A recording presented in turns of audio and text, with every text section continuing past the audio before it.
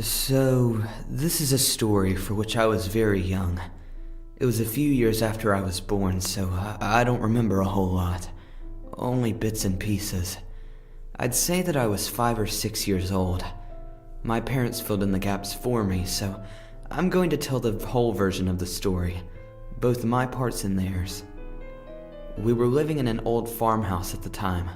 My parents were poor, so they rented from a landlord that owned a few small properties in the area. My dad worked in the steel mill on the midnight shift, so he worked some odd hours. This is relevant because it might be the only reason that we are still alive and that I'm able to write this story today. There was a crash. Someone screaming for help. Help, he's going to rape me, and screaming. We jolted out of bed and we were fully awake in an instant. I was sleeping in bed with my parents at the time because I had been having awful night terrors. My dad, who had just been switched from the midnight shift to days, jumped out of bed and cautiously made his way down the stairs, grabbing a stoking pick from the fireplace in the living room. He got to the door when he heard it again. Help! Oh my God, he's coming! The woman's voice on the other side of the door began sobbing hysterically. We have to help her. Open the door, said my mother. Mom is an inherently good woman who always goes out of her way to help people every single day of her life. She reached for the deadbolt, but my dad stopped her. He shot her a look and said cautiously through the door, What's going on? Who's after you and where is he? The voice through the door responded, I just need to get in before he gets here. Please, please! More sobs. My father turned on the porch light instead. Stay up on the porch with your back against the door. He then opened the deadbolt, but not the chain lock. He slipped a brick that we used as a doorstop through the crack. Take this and use it to defend yourself if you need it. I'll be right on the other side of the door, and if he comes after you, I'll come out and help. In the meantime, I'm calling the police.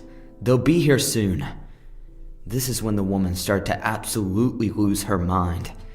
She began slamming her whole body into the door with a mindless fury. What the fuck is wrong with you? Let me in this goddamn house right now. What kind of fucking people are you? My dad forced the door shut and clicked the deadbolt home again. He immediately called the police and they came within 10 minutes. When they arrived, the woman was simply gone. The door-stop brick was sitting on one of the porch steps. My parents gave a description of the events and the woman as best they could. We tried our best to get to sleep in the following nights, but Mom and Dad checked all of the locks and windows several times throughout the night. I don't remember understanding what happened, but I remember thinking that my parents were acting strange and wondering why they didn't help this woman. I thought that the man snuck up and got her while we were calling the police. A few days later, we found out that the police had been called for a similar situation. My dad's brother-in-law worked in law enforcement and told us that this time, the police had happened to have a car down the street and arrived without lights and sirens. The officer saw the woman that my parents had described at the front door on top of the porch. When they began walking, a man dashed out of the bushes from the side of the porch. They chased him down pretty quickly and recovered a long kitchen knife from the bushes where he had been hiding. The man and woman had been working together to try to gain entry to houses. The police surmised that the woman would get people to open the door and let her in, and then let her partner in. God only knows what he would have done once he got inside. Once I heard the story and put it together with my memories of the event, it sent chills down my spine. Imagine what would have happened if my dad had been working the midnight shift, or if he had been asleep. He grew up in a very bad neighborhood, Gary, Indiana, so he was always overly cautious about people around him. Usually it was mildly irritating, but this time it may have saved our lives. Don't ever leave a key under your mat. So this happened when I was in 7th grade. At the time, it was just my mom, my brother, and I living in a rental in a rundown, low-income area. We moved in during the summer before the school year started, and we were welcomed by our next-door neighbors, which wasn't too uncommon, but not super common at the same time for that area in Oregon. My mom worked 8 a.m. to 5 p.m. every day, so my little brother and I would ride the bus home every day from school. My cousin would also sometimes ride back to my house with us, and her parents would pick her up later. This is important. One day when I came home, I noticed our only small laptop we owned was gone off the counter. I figured my mom had moved it. Later when my mom came home, we determined it was missing and that a lot of other things were missing too, such as my iPod and wallet and my mom's safe with her handgun in it. Lots of family valuables. We called the cops and reported a robbery, and they came to investigate. They determined the person probably slid through the doggy door leading into the garage and then entered the house through our unlocked garage door. Cops stayed in their cars on the curb all night and said they would stay on watch for our house more than normal. I was terrified all night, and my brother and I slept in my mom's room. The next day we locked all of our doors. It was Wednesday and was a random half day at my school, so I read the bus home around noon, and my cousin came with while my brother went to a friend's house for the afternoon to hang out. I used the key under the mat my mom leaves for me, and my cousin and I hung out for about an hour or two until her mom came and picked her up.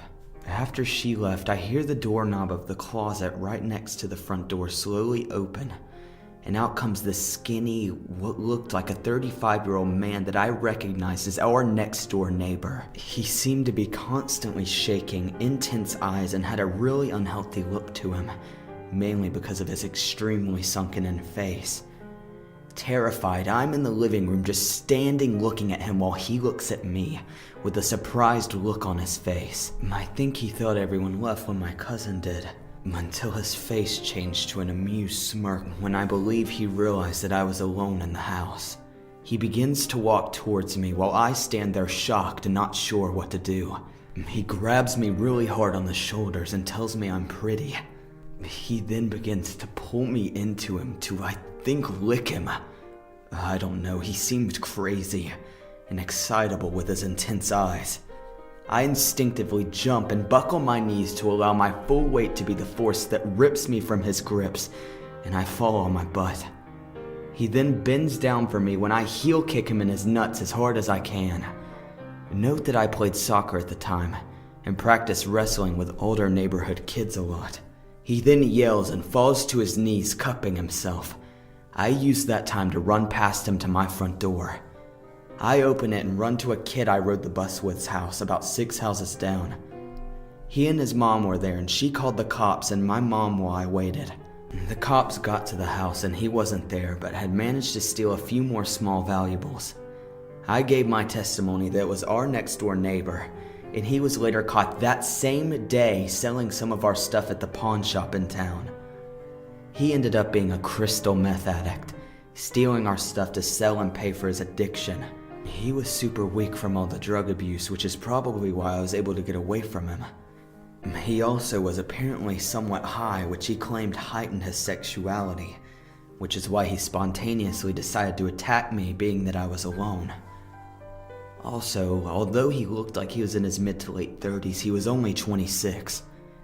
He had apparently watched us for a few months, learning our schedules from which we left and got home. He took the time to take the key from under the front doormat while we were gone, get a copy, and then put the original back under the mat for my brother and I to use. The cops were surprised he was smart enough to do that, as he seemed to be mostly dim-witted with everything else due to the drug abuse. Either way, I testified against his physical attack, and he got a few decades of jail time being that he was already on parole for drugs. I was terrified and slept in my mom's room for the next year. So, let's not ever meet again, creepy meth-addicted neighbor. Want some vodka?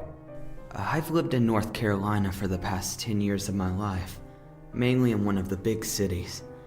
I used to live in a not-so-great area of the city. It was so bad that I got sexually assaulted, and one of my neighbors got murdered. So, I'm not used to not-so-friendly people and not the best of places. Around 7 years ago, my parents got better jobs in a different part of the city, and I went to a school in that same area, so we moved and it's a lot nicer. I feel safe enough to chill outside late at night and everyone is pretty friendly. Still, we're cautious. I'm trained in karate, My dad owns 2 shotguns and we have a 130-pound American Akita named Jax. Honestly, he's scary looking, but he's a big baby. There's a neighborhood cat he's best friends with, and he cries when people don't pet him. But he can be scary. The first time he barked, I nearly shit my pants. Because he's so big, people tend to stop and ask about him when I'm walking him. They'll come up and ask the typical questions about what breed he is, how much he weighs, and all that stuff. He normally sits there and loves the attention. Everyone in my neighborhood is pretty friendly for the most part, and they know me as the girl with the gigantic dog. One evening in mid-June, I'm walking Jax and listening to my music when we cross the road, and this guy is parking in his driveway. He's older, probably in his mid-40s, and he waves at us. I wave back and try to continue on my way, but he approaches me. I groan internally and yank out my headphones as he walks over, all smiles. "What kind of dog you got there?" he asks, and I notice he's covered in what looks like engine grease or oil. "An American Akita," I respond, trying to keep it short and simple so I can go back home and eat dinner, but this man keeps talking. "Jesus, he's a big one. How old is he?"